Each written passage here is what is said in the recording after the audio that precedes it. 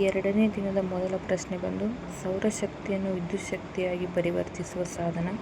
Option A dynamo, option B motor, option C ಸೌರಕೋಶ, option D ಮೇಲಿನ ಎಲ್ಲವೂ.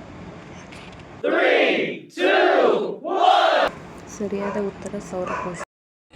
ಇವತ್ತಿನ ಎರಡನೇ ಪ್ರಶ್ನೆ, ಕೋಶ ಕೇಂದ್ರವನ್ನು ಕಂಡುಹಿಡಿದವರ್ಯಾರು?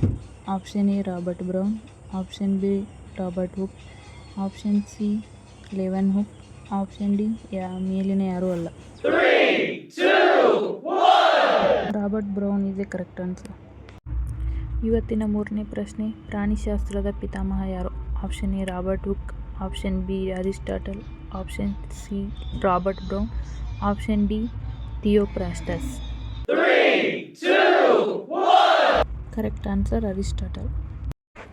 ಇವತ್ತಿನ ನಾಲ್ಕನೇ ಪ್ರಶ್ನೆ, ವಿಜ್ಞಾನ ಎಂಬ ಪದ ಯಾವ ಭಾಷೆಯಿಂದ ಬಂದಿದೆ? Option A French, option B English, option C Kannada, option D Latin.